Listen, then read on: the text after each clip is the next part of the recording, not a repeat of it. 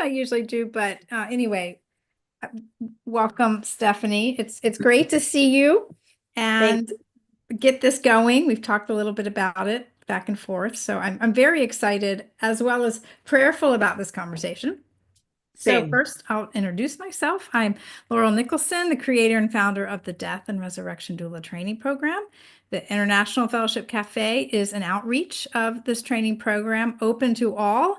You don't have to be a Christian to join. There's no cost. It's just for cultivating conversation around not only death, but also our hope and resurrection, the Christian hope of resurrection.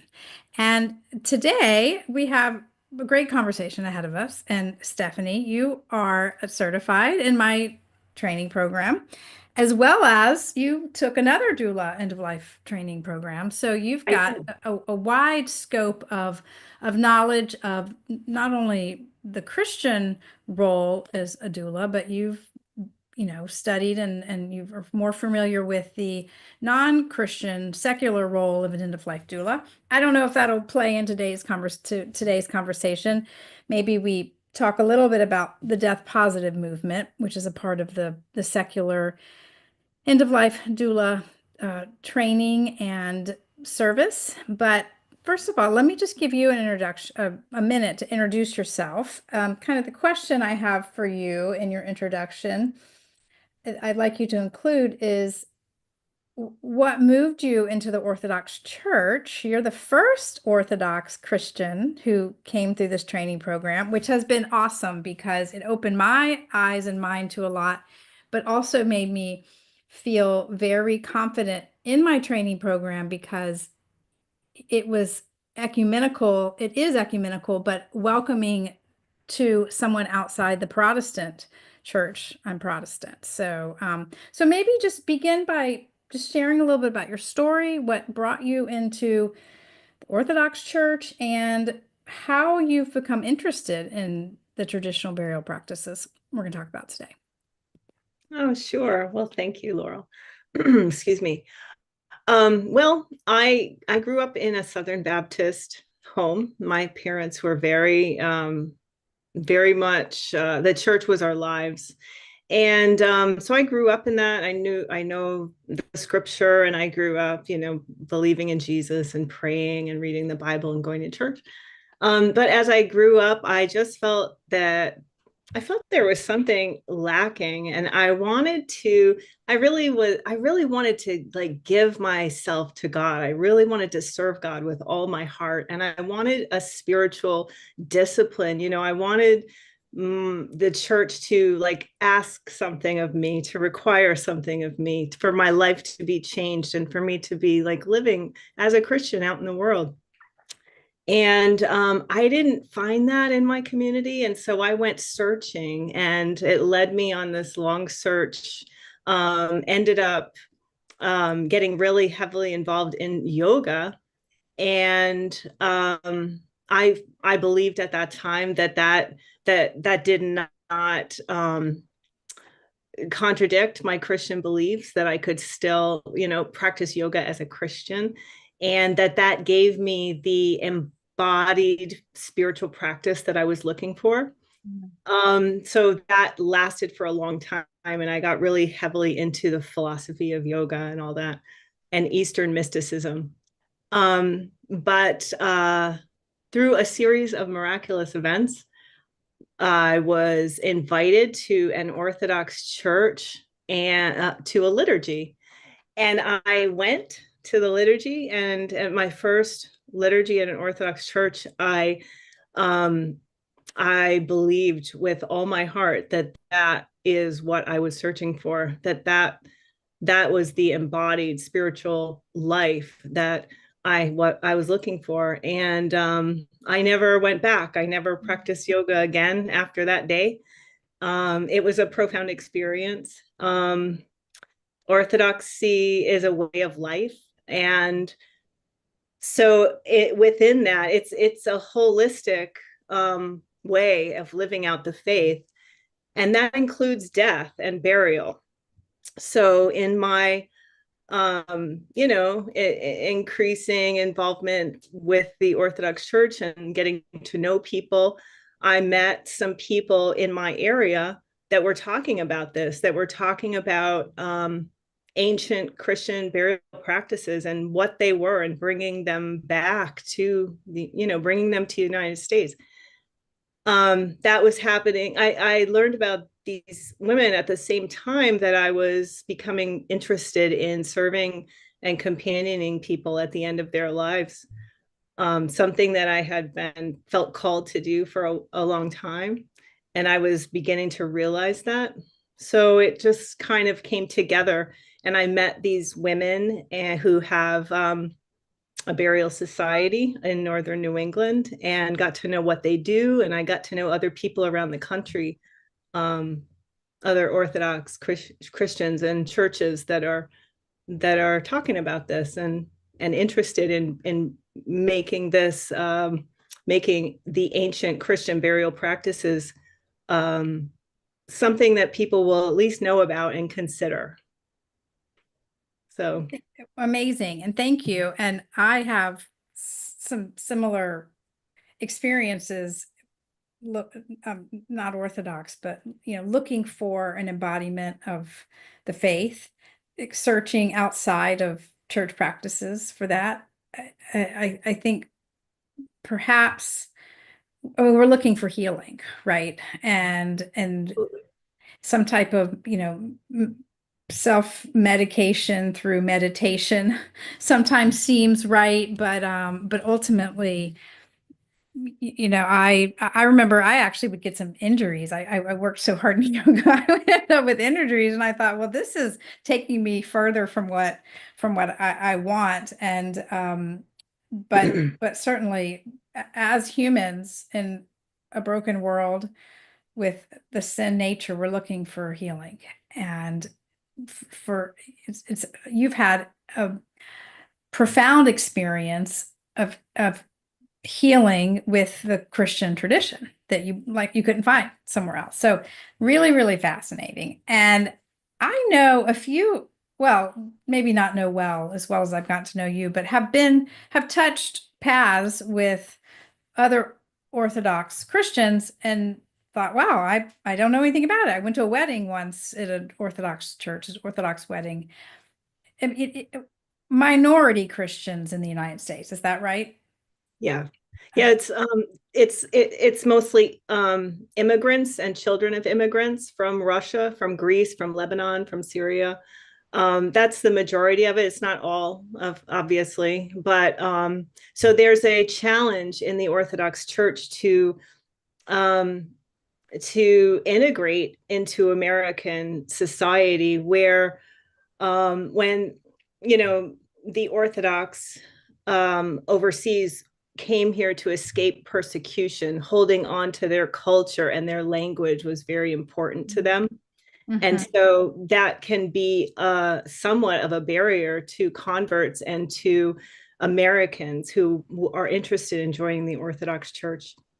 So that's something that is, that the church is trying to figure out, how much of that cultural element to keep in place and still open it up and welcome everyone. Yes. And then one more piece of historical knowledge so people might understand. So the Orthodox Church actually split from the Catholic Church prior to the Reformation. So this schism, is it the Great Schism? I think that's what it's called. Can you remind me? No pressure, but if was this like in the 8th century? I don't remember. I think it was the 11th century. 11th century. Okay. I believe so. Okay. And I looked it up because I sort of remembered from some of my master's degree studies in seminary. It's actually over the disagreement of what something means in the Nicene Creed. Can you confirm that? Like during those councils. Yes. The Philoque. Yes. I'm not sure about the details of that. I also know that there's a disagreement about the Pope, that the Orthodox Church does not have a Pope. They believe in a synodal church where there's a group of hierarchs who decide, and not one single person. So that was another reason for the split. Yeah. Okay. Wow. Well, great. So this was a very, brief introduction to a very large topic, but I think that everyone listening today and coming in to listen later will now have a little bit better of a feel for what the Orthodox Church is, what it means today, because this is likely really new to people. And I'll just say personally, I've been really moved by some Orthodox theologians, and not even without knowing really, I know there are differences, but I don't know what they are. So, as for the sake of our training program, I think it's wonderful to have all three strands, and I'm sort of saying three because I'm lumping non-denominational in with Protestant, but we are a wide group of believers, some differences in our church structures, perhaps the creed, but first and foremost, everyone believes that Jesus is the way and the truth and the life. And the early Christians, and when I say the early Christians, I'm talking about those who were first few centuries, including, when Jesus was raised from the dead. So I'm talking about the first few centuries, first couple of centuries, the church fathers are incorporated into that time. Protestants may not know a lot of Western Christianity is predicated on Augustine, or some people say Augustine, who was considered one of these early church fathers. So our tradition runs very, very deep. One thing you're going to tell us a little bit more about today, Stephanie, is that the Orthodox Church, sounds like better than any of the other churches, have really held on to is the tradition of burial, as in no cremation. I didn't even think about asking you this, but embalming, I would think that might not be part of what the Orthodox Church accepts. But so let me get into the next question, which is to expand on the Christian tradition of burial, how the Orthodox Church continues this tradition. So let me give you some time to just share with us knowledge that you've learned through your studies, through these other women that you've connected with, and seeing the practices that they're upholding. And we'll go from there. How's that sound? Sure. Okay. So, well, the early Christians, they carried on, they were Jewish mostly, and they carried on the Jewish practices. And the Jews very much believed the body to be sacred, and to be honored. So the early Christians held that belief, and they also believed the body was a vessel of the Holy Spirit, and that as Christians we have the hope of a bodily resurrection.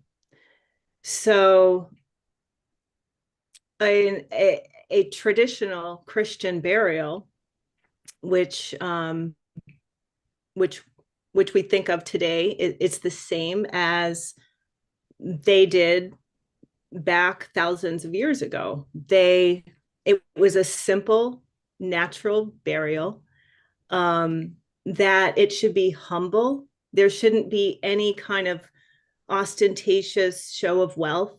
It should be returning the body to the earth from where it came, wrapped in a simple white shroud, maybe a baptismal gown, put in a simple box, and just in the earth, and just return to the earth with prayer, surrounded by prayer. Yeah, no, that's great. That is, and I think a lot of people long to return to that. Honestly, Christian or not, with the death positive movement, green burials are becoming popular, and and just, I mean, you can go do something as green through using a funeral home and do a less ostentatious box and one of the, fancy wood coffins, but even go further down the green road and not even be buried in a box or a coffin and be wrapped in a shroud and placed in the earth in one of the like wildlife preserves or something. So yes, becoming popular for I think a lot of reasons. The expense, the grief. Actually, people are beginning to say that the way we handle the end of life, what happens immediately after end of life with the burial, can affect the way that we grieve. And so, Christian or not, communities are moving towards more community-filled, hands-on burial to begin the grieving process, which I think is amazing. And if you think about God and his will, it is that we would heal. And so, I've not really thought of it from this context before, but it makes sense. That, and I truly believe that, even those who don't know God and Jesus Christ, they, the simple traditions that Christians hold, maybe the simplicity that people are longing for, and we just don't know. Right. Um, so I just add on yeah. to that, build on that. So within that tradition, this is what people are interested in bringing back, is community body preparation. So the faith community and or the family would prepare the deceased body for burial by washing it, anointing it with sacred oil, having the priest come and pray over it. Mm, And while the body is being washed and prepared for burial and wrapped in a shroud, prayers and psalms will be continuously said next to the body. Prayers are said. The Psalter is read from the time of death to the time of burial. So the person is completely surrounded by prayer. And the belief is that death is a process. Death is not just something that happens in a minute mhm, and the person's dead. Death happens, it's a process, and the soul is separating from the body. And during that process, after the soul separates from the body, it's going on a journey. mm. And so we surround that soul in prayer as it begins this journey. And so this is something that we can, bring back. There are people, and there's a secular movement too, to do home funerals and to lay the body in honor in the home or in hospice or in a nursing home or wherever that person has died, and to wash the body and lovingly prepare that body for burial. Whether or not you use a funeral home or have a green burial or not, you can still do that. And we do have to make concessions because of the culture that we live in. We may have to, we may not be able to go 100% natural. It all depends on the funeral homes in your area and the cemeteries that you have near you. But there are still some things that you can do to make it more spiritual, have more depth. And like you were saying, Laurel, when you do that, it helps everyone's grief. It helps you Mm. mourn to see that body. And then in the Orthodox Church, it's an open casket. There's traditionally no embalming done. And there's a last kiss. So everyone after the funeral gets a chance to go up and spend time with that person and give them a last kiss before the casket's closed. So That's really amazing. And I'm thinking of children being able to view yeah, death, right? And then live their life with a greater acceptance of death than perhaps we've come to experience in our culture coming out of the 20th century. Um, I I really and I want to add this. So this traditional way you're laying out for us, reminding us of what our Christian ancestors have done with in the years before us, it is, I mean, it's really like if you think about how it kind of goes today for someone in the community, it's that perhaps someone gets sick, receives cancer. I'm going to use cancer as an example because I see this a lot. Cancer, the treatment is brutal. They start to be separated from the community because they're not a regular church attending member. I work in the church. I've worked in several churches. Very common for the pastor to be the last one to know. Strangely, but true. They say, a parishioner will come up and say, "Well, so and so is a little bit disappointed you haven't called." And he said, "Well, nobody told me." And sure enough, the family. Why might that happen? They don't want to burden the pastor who has a lot of things, on their plate. So you never know a number of reasons that a person can get sort of disconnected from the community. But certainly the treatment we may choose to um, survive cancer can be, really, really burdensome, not just for the patient, but for the caregivers. And then falling away from the community slightly. First it's like, okay, well, let us know how you're doing. But then, months or years go by and it's very, very easy to be separated. Then, perhaps the person dies, the treatment didn't work. You hear, oh my goodness, so and so died. Nobody saw the body. It was, whisked away to the morgue, then taken to the funeral home. If they see the body, it's because it's been embalmed, which is required for a public viewing. And or it may be that people aren't even that. Some people don't want to have funerals anymore. They cremate the remains and put it in a urn and it's in storage. Or, I've seen stored urns very, very frequently. So very different, very different. So now outside of the church, as well as inside, there's a movement to reclaim this contact, this community involvement, because people know this isn't good for us. Avoiding death isn't helping any of us thrive in our life, which we think is the opposite, like a prosperity mentality, or just a very, self-driven will may say, not me, I am not going to die. But it's not true. And, hopefully all of us have a very long time, but perhaps cultivating community care, community education could help us plan better in advance, contemplate the things that we really want. Because if you do wish to do the traditional means around burial, you're going to need some planning. Yeah, I think that's key. I've heard it said that it could take 6 months to a year to plan a, so-called natural burial. It takes some legwork, and you want to make sure beforehand that the cemetery that you're going to use and the funeral director that you're going to work with understand your wishes and are Mhm. on board. And you want to make sure you have an advocate for you that's on in writing, so that if you're not able to speak for yourself or after your death, that someone can speak for you and advocate for your wishes. So it does take some legwork, and planning is key.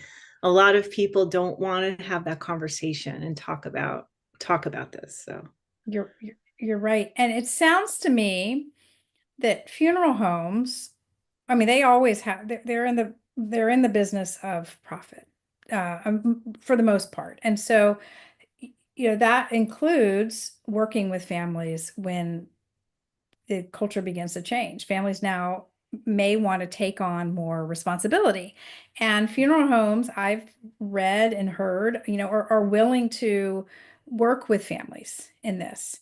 yeah. And I think I read somewhere that, will the funeral home become, just like an assistant in helping you clear the bureaucracy, right? As Right. people take more and more agency back around the Right. burial process, and then, maybe, sort of humorous, sort of, maybe it's morbid humor, but like, you can't just put a dead body in the back of your truck because you have a pickup truck, you've got to have a Have a death transportation certificate, form permit, right? yeah. There's And yes, and so when this movement started, the home funeral movement started, probably, I don't know, in the 70s or something. People could go to the town hall, and it was a struggle, and it was tough for people to accept, but it's legal for them to do the death certificate and to file the death certificate. A family member or a trusted friend can do that. And they can also get that transportation permit and transport the body if they have, the means to do so. yes. However, even though it's legal, the system is increasingly set up against that. It's more automated, it's electronic now, and it's set up so that Mm. funeral directors log in to their own account and they do it.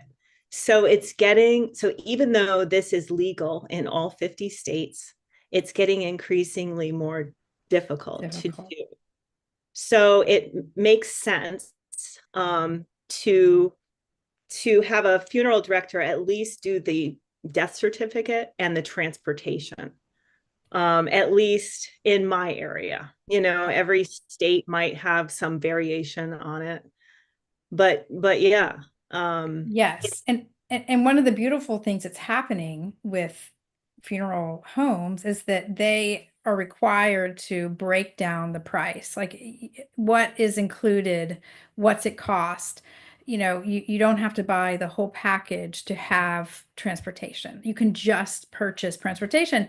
And so the funeral home has to list these things individually in the funeral home, but my understanding is that's becoming required, that it must be listed online as well. And my local funeral homes, I checked, and they do have their price breakdown online. So I just suggest to everybody who finds interest in this, helping families regain agency, not just at the time of death, but prior to sickness, as in any type of end of life planning, because having, like, contemplating how you may want to be buried is as important as contemplating what kind of care you want at the end of your life. It's not just, okay, here, and then I'm not going to think about that. If you're thinking about what kind of care you want, you should really just go the entire way and make a plan. And I like what you said, 6 to 12 months. We don't have to decide what we want in a week. Pray on the care we want to receive before and after death, and And build those relationships build the relationships. Yes. so And that when the death happens, you're not fighting against people. There's already the yes, understanding of what you want. exactly. And if someone decides 2 days before they die that they want their family to keep their body at home and wash it, um, you know, like, talking with a professional about this, would be a wonderful person to talk with about, like, how can we get this done. Probably the time to decide is not after the person dies, but start working towards those steps, as soon as possible, so that if the funeral home is expecting the body to come, they are aware, the body's going to be at home for some time, because there are rules around that too. The funeral home is required to pick the body up within a certain amount of time. And I believe that may vary by state as Yes, and well. if the person is under hospice, the rules are different as opposed to if they're not under hospice. You're Uh, right. You're right. There may be investigations if someone dies. Yeah. Yeah. So, yeah. So the best thing, what is your advice? Let me ask. I shouldn't give what I think the best thing is, but if someone is, you know, considering exploring this, like, how does someone get started? Well, you mean exploring a natural burial in their area. I mean, would starting with a funeral home be the best place Um, to start? well, there's a few really good resources. There's first of all the National Home Funeral Alliance website, and that's got great resources. And there's information on each of the different states. And then there's also the Funeral Consumers Alliance, and that has chapters in a lot of states. So those are great resources. And then there's also um, advance directives that can be filled out. Five Wishes is one of them. The Orthodox Church has a really great one, and it's called um, A Gift for My Loved Ones. And that's the advance directive, the healthcare proxy.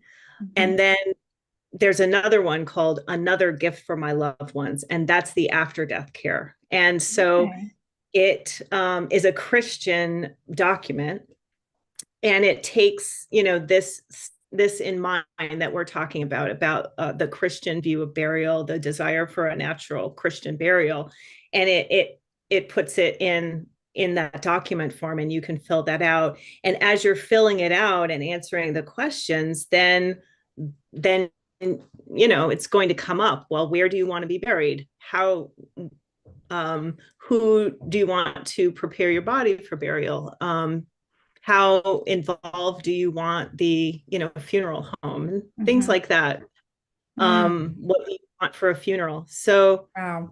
in doing that document, you're going to step by step go through those questions, and it'll come, you'll research your area. And you're right, doulas are a perfect resource and an ally in that process, because it's really hard to sit down by yourself and fill this stuff out. Who's really likely to do that, in honesty? um, Exactly. so yeah, it's a process, and it could be a slow process because there's a lot to think about. And another thing that I hear consistently is that, talk about it with your loved ones. That's really important. Talk about it and let your loved ones know what your preferences are, and find out what their preferences are. um that's really key, because you could write everything down on paper, but there's always going to be some unexpected circumstance that happens. And if you've talked about this with your loved ones, then they'll understand generally what your wishes are, even if you haven't thought of everything that could possibly happen. So that's really key, Yeah. I think. And, Talk and about it, research your area, what are your resources that you want to use, and that kind of thing. that's really good because inevitably, when someone dies, there's going to be stress. Yes. There's a lot to take care of after somebody dies. And even if, even if a death may be more palatable for certain reasons because someone had lived a full life and maybe had been suffering and no longer suffering, it's still going to be full of grief, and grief can make, heighten our stress sensors and make things that wouldn't seem difficult to talk about or plan for when we're well just so much harder. And so preparation is and conversation is really the way to go. And to make this possible, they say that people, choose, they if they were to go back and choose what they chose under the stress situation, they likely wouldn't have chosen that. And you can get into more expense than you would have had you made some plans. Let me well, so let me ask you, because then I want to go soon over to the second part, which is to allow people to come in that have joined us and ask some questions, continue the conversation with the group. But and I know, you and I have spoken a little bit, so I don't want to put you on the spot because I know you're still working through this, but I just want you to share a little bit more about your vision as a Christian end-of-life doula, a death and resurrection doula, and cultivating education inside your community. How, kind of what made you want to go get a doula certification and be a core part of your community and helping people. Well, it's just a calling, it's simply that. I over my life, my adult life, I have had some jobs and some instances in my personal life where I've come in contact with death. I've sat at the bedside of someone as they took their last breath, and been with people who are, suffering, and families who are struggling with terminal illness of one of their family members. And for me, it's just such a tremendous honor, and it's so sacred to be in that kind of situation. Um, it doesn't scare me. It doesn't give me anxiety. I just look at it as a tremendous honor. And so I realize that not everyone feels that way. And so I feel that since I do feel that way, that I should probably give some kind of support, give whatever support I can to people in that situation, because I do feel drawn to it. And it is a calling, I believe, from the Lord.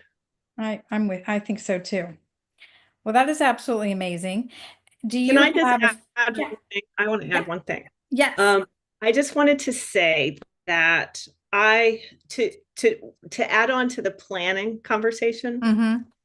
I have also heard of people who have done deaths happen unexpectedly also.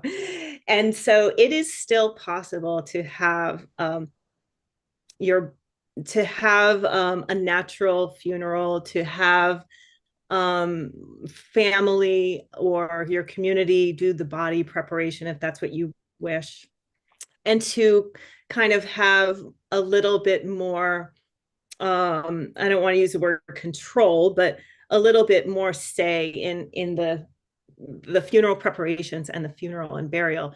You can still do it even if you don't plan out 6 months to a year in advance. It's possible. And you just figure it out at the time. And so Mm-hmm. many people have done that, and it is possible. So I don't want to say that, Yeah, I don't want it to seem like if you don't plan this out, then it's not going to work. A lot of people can't plan it, yeah, but it does help to have a home funeral guide or a doula that can give you the resources that you need in that moment. And that's what they're great about. And those people, if you can't find a Christian one, you can at least have someone, and that is, you can find them through the Home Funeral Alliance. yeah. Well, that I'm glad you added that. And it's kind of making me think of something I've actually been in my mind meaning to say, and that's so what's the difference between the Christian traditional burial and the means that we've been talking about and the secular draw back towards green burial? And what I think it is, and I want to hear what you think, is that it is our hope is placed in Christ, no matter how death happens, how burial happens, when death happens, when burial happens. One of the things I found moving through training on the secular side to be an end-of-life doula, studying the death positive movement, is some of the, like, whether we're returning to tradition or uh, devising new methods of body disposition, which is the way to what happens to the body after what people choose to have happen with the body to bury it or break it down. That I've seen a thread. I'm not gonna say it's within everything, but I've seen a thread that there may be some healing and salvation that happens in the method you choose. And for instance, um, giving back to the earth has salvific purpose. And I believe as Christians, we don't believe that. I believe we think that salvation has happened because of what Christ has done for us. We have, by the Spirit, been brought to believe it. But it's because of all things that are good, the world, picks up things that are good and makes its own plans with it. And I think that some of the natural um, yearning for, or the yearning for return, is like you can give back to the earth. So there's still some type of atoning. I guess that's what I'm looking for. That, I've also heard it said that, there are certain methods that might be less appealing to Christians because of the way the body is treated, and so as Christians, we're likely going to take a different point of view on our burial than a non-Christian.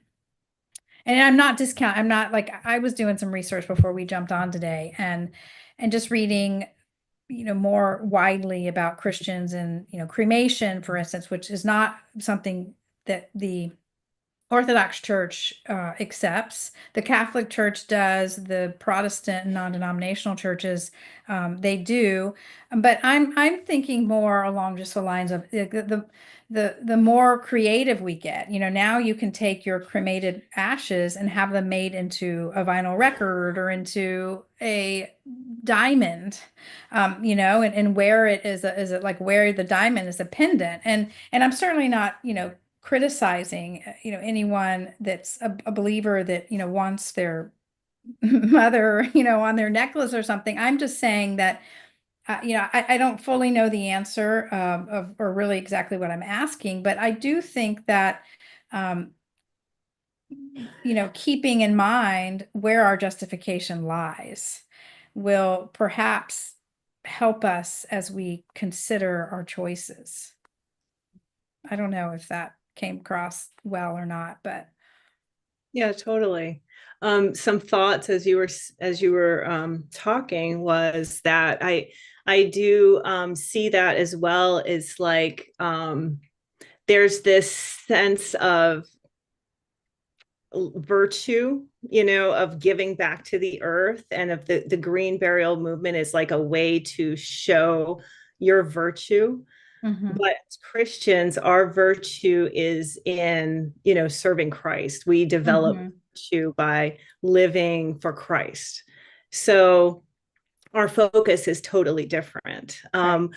We want our bodies to come in contact with the earth and decompose naturally, not because we're giving anything to the earth, but it's because it's just part of the created order. Our bodies are made of organic material, and they break down, and after the soul leaves, they break back down. And it's not but I agree that I see in the death positive movement and in the secular, green burial movement, there is this emphasis on giving back and doing something to preserve that memory.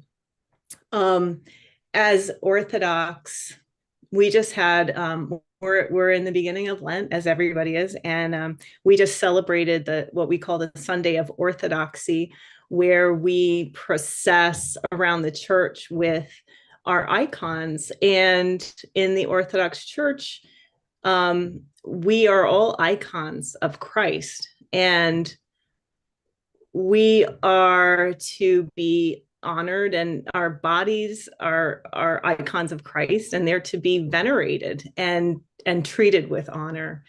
And so that's really like where the Orthodox are coming from.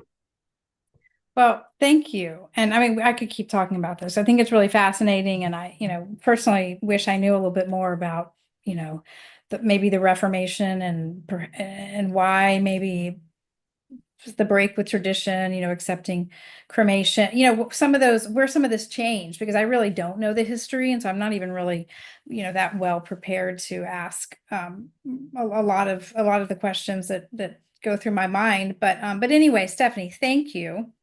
And Sure. Can I add the one thing about the saints that we were talking yes, about? yes. also in the Orthodox Church, there are times when, like, after a body has been buried, if that person has lived a saintly life, a holy life, as evidenced by, miracles surrounding that person and Mm. answers to prayer, that body after some years is exhumed. And there have been many, many, many bodies that have been exhumed, and the relics, the body was incorrupt. And so that person would be a saint in our church and someone to be honored, Wow. um, because of their, great example Wow. of a holy life. And so, you know, from the Orthodox point of view, if you embalm or if you cremate, how are we going to know if we have a saint? So Interesting. And so before I open up the room, I'll close on this point. So one thing I read about at some point in seminary was like early Christians, they wanted to be buried near martyrs because there was something they believed there was something, powerful about that. And absolutely. so it's so interesting. I mean, I think, And God works through the physical world, and he works through our physical bodies. And the like the woman wanted to touch the hem of Christ's robe, and like the shadow of Saint Peter or Paul, the I shadow think of it's Peter. Saint I think it's Peter Peter. healed someone. So Yes. God very much works in our material world with material things to Yes. minister, to increase our faith, and to bring us closer to him. That's right. That's right. The ordinary substance of water, God actually uses for our rebirth. So amazing. Absolutely amazing. Okay. So what I'm going to do now is we have about 12 minutes left and I probably have to change a setting here, but just invite anyone to turn on their camera if they would like to. And and talk, ask questions, say you liked something, you didn't like something, you didn't understand something. I'm one more thing I'm trying to look for here, which is to help people get their videos on. All right. Well, excuse me. I am trying to find, well, I know where it is. I obviously just don't know Zoom that well. Okay, let's see. To get to show non-video person. Okay, great. So if anybody has any questions they want to ask, did this resonate with you from any personal experience? Have you looked into natural burials in your area? What's on your mind?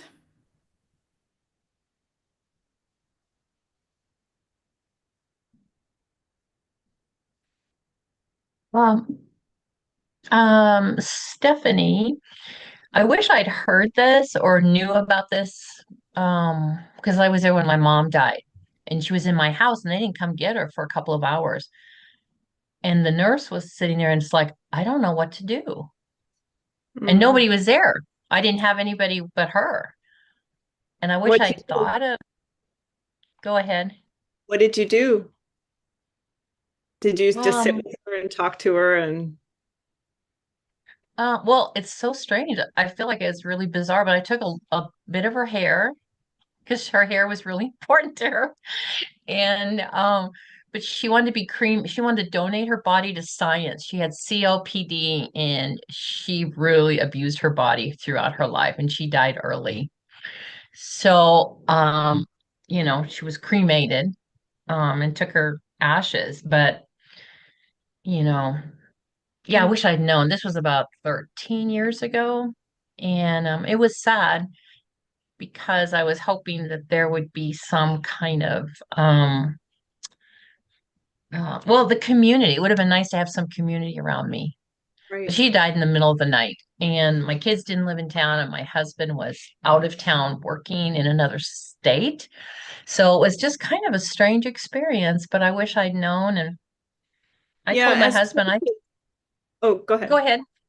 I was going to say, as churches, we can have communities and small groups within the church that will go in at times like that and just read prayers or sit and have a cup of coffee with the person, talk, wash the body, and just to spend time with the family at the person's bedside, or to just take care of practical household matters and let the family sit in there with their loved one and grieve. Yeah, I think I started to write about her dying and telling my family because it was in the middle of the night. Yeah, and then I guess I planned her funeral and did a eulogy and what would I say about her. And so I had that time, but I kind of wish that nurse wasn't sitting there so I Yeah, could just be alone with her. yeah, Yeah, yeah, I felt like I was being watched, which, she has to stay, I guess, till somebody comes. yeah. So, anyways, that was my experience. And the funny thing is, I told my husband, I don't know that I want to be cremated. And he goes, well, I'm going to do what I think I need to do at the end. It's like, and I said, well, I guess I could, bury your body. So we're kind of going back and forth about what to do or how we see it. But when did we decide in our history that cremation was okay with Christians? Because I just I I don't don't like know. doing that. The idea of it, that God created our bodies. I mean, I understand he can, we're from ash to ash, right? We just did the Ash Wednesday. So yeah, if you want to say something about that, when did that happen? I don't know when it happened. But I was reading about it a little bit today. And I mean, arguments for cremation as permissible for Christians would say, you're going to be reduced to dust as your body decomposes. So this is a quick way, not that that's why you choose it, but that it's putting the body in a form that will naturally happen just in it's a more rapid process. But I really, I don't know. I have no idea. One thing Steffi and I chatted a little bit about together through email, you mentioned, so Jewish tradition, they will not cremate. Right, The Orthodox Church won't do a funeral for someone that was cremated. right. And the practice of cremation in the early turn of the, I guess, century into, the early church that was a pagan practice. And then here we've adopted it as a major part of the church. What do you want to say? Stephanie, can you say anything more about that? No, as an Orthodox, it's not accepted as a Christian practice. So I don't know when that started in Protestant and Catholic Church. I don't know, but Orthodoxy tries to stick with what the church fathers believe and what the ancient church practiced, and that's what we try to stick to. And so I agree with that. And I don't know why that changed with the Catholic Church and the Protestant Church, but if I were to guess, I would say that it was just, a modernization. It was just an attempt to make things. It's cheaper and it's That's more. what I was going to say. And to make things easier for the faithful, but that's just a guess. I want to There have ask. been a lot of things throughout church history where the church, makes concessions because of the culture that we live in, and I can only imagine that that's what happened. I would say you're on the right path. It'd be interesting. I don't know if no, you're not on the spot, Rosa, but being Catholic, if you want to add something, but quickly, I want to say when I lived in New York City, I was training to be a doula, so I thought about. I'll help you in just a sec, Michelle. I think I have a setting Okay. is that, like, I don't know where I would have been buried had I not been cremated. You're cremated and then you're put in this urn that fits inside a columbarium inside the church chapel. And that's, if I had died while I was living in New York, that's what I would have done. Yeah. Because what else are you going to do? That's a big challenge in the city, is to find a burial place. So Mhm. numbers of people in smaller spaces, perhaps that had something to do with it Yeah. as well. Mm. Oh, Rosa, you said I heard my name. Oh, you're not sure exactly what we're talking about because you're having connection issues. And I'm not going to put you on the spot, but you are perhaps our only Catholic attendee today. So I wanted to give you a chance, if you wanted to talk a little bit about if you have any knowledge around why the Catholic Church has made cremation permissible where the Orthodox Church has not.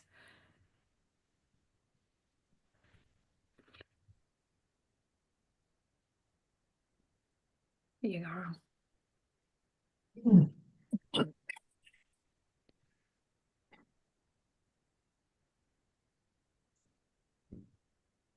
How about, I got a question. Has everyone here like changed has anyone here changed their mind on burial just over the past few years? Like maybe becoming interested to be a death doula, learning about the death positive movement? I mean, I I always just wanted to be cremated because I was like, just do it the cheapest way possible. And Don't want to be a I didn't want burden. people looking at me. At the funerals I had been to, they were open casket. They were like, looking at people with the makeup on that didn't look normal. And I didn't want all of that on me because I don't even wear makeup.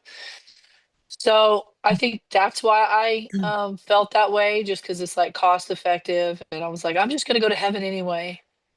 Um, Mm. but I do see the value.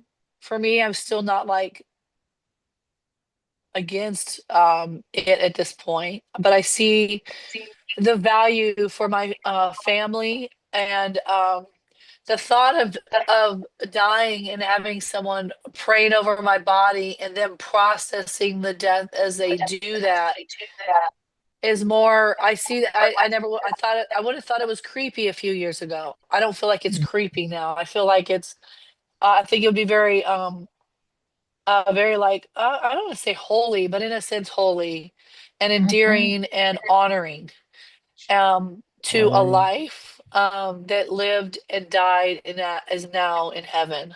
Mhm. So I feel like if it was cost, I don't know. I always think cost. My husband's like, stop thinking of money in dollars, but I always think like, what's the cheapest thing? I won't be here. But like, I think if now that I'm realizing there's cost effective ways to bury and to prepare the body and everything, I'm really interested in looking more into that. And what it is, what the state of Texas, what the laws are around that, and wanting to learn more about that for an option for me. Now, my family, if I told them this, they'd freak out. So I'm like, I don't think anyone will be doing that to me. Um, but that's a process because it is new. It's a newer concept. So Yeah. Yeah. Not families will, not everyone will feel the same way about what they want. And so after a death, there can be some conflicts and you might have to make some compromises. Mm. Okay, Rosa said something really, really great. I believe the church started allowing after Vatican II. A lot of Eastern Catholics is a big no to cremation. I actually believe I've heard that before. Wow. You know, Yeah, something and that's, Eastern Catholics are more, they're closer to the Orthodox. after talking about this, hearing what everyone's saying, the word like expediting comes into mind, and pair that with modernization. We just expedite everything, except maybe the end of life. Right, we're learning in our through Atu Gwandi, we'll really draw it out, right? But we want to expedite stuff. And I think with that, like we want to expedite our grief. Take the body to the morgue, cremate it, let's just expedite, let's just keep moving, because we're in a fast-paced culture. We have more to do in a day than we, have the time to do it. That's how we work now, and we push grief to the side. But these conversations, the actual hands-on community care is a wonderful way to consider, involving yourself in it and being more present. Yeah, Lisa. So, yes, I have kind of opened my thinking to different possibilities since being involved in this. But what about, like, my husband was cremated because that's what he wanted. So what do you do from that point on? It's already done. Well, there's a lot of people who have been cremated, and there's also people who have committed suicide and have done terrible things to themselves, not that that's what cremation is, but God is still God, and God is still merciful and loving. Mhm. And in Orthodox Church, we have a tradition of praying for the dead. And I don't know all the specific theology behind that, but there is a sense, and it's backed by scripture, that there is some help that we can give to the dead through our prayers and through our intercessions. It's a mystery. And again, I don't know, I'm not the person to talk about all the details of the theology, but we do consider the people who have died as still part of our church family. We're the church militant, we're down here in the world, and they are the church triumphant. And no matter what happened to someone's body after they died, they're still a member of the body of Christ. They're still our loved ones. God is still merciful. So that's what I would have to say to that. God loves us, and God understands our situation and knows what we have to contend with here on earth. And he's so forgiving and loving. So Thank you. Thanks for asking that, Lisa. And I just want to make sure, for anyone who's not a part of the conversation today, that they, like, earlier we were talking about, is there any type of salvific nature to the way we bury ourselves? And we believe as Christians, the answer to that is no. We have been saved through one thing, and that's the work of Christ on our behalf. And so, like when we're raised from the dead to the great day of judgment, I mean, I'm not an expert in church theology, but I would not glean that our body disposition method is a part of our judgment. I don't think the Bible speaks to that the way in which you choose to dispose of the body is sin or not sin. Like, I don't think that it speaks in that way. I don't know that I even was thinking of it like that, like on his end of it, but on mine. Like, is that something that I need to make amends for, ask forgiveness for? I don't know. well, God knows what's in our hearts. That's the important thing, I think. And even if I'm not saying this is you, Lisa, but even if looking back now, someone would think, oh, wow, I would have made a different decision had I known, that's, you don't get, you're not at fault for what you didn't know, and again, Right. I'm not Yeah. not assuming that you Yeah, feel that's that way, true. putting that on you, but I believe that God knows what's in our hearts and he honors our good intentions. Mhm. I actually had a client who was, well, he he went to my church, and his sister, Episcopal, his sister was Orthodox, and he died. In his directives, he left that he wanted to be, or in his will, he left he wanted to be cremated. She would not do it. She had, and the funeral director was absolutely fantastic. He,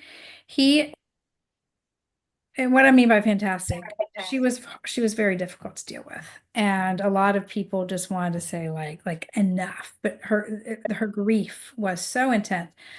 So she wanted to fly her brother, did not want him embalmed. He was in a cardboard, like very much a plywood box. It was very, very, very natural, simple.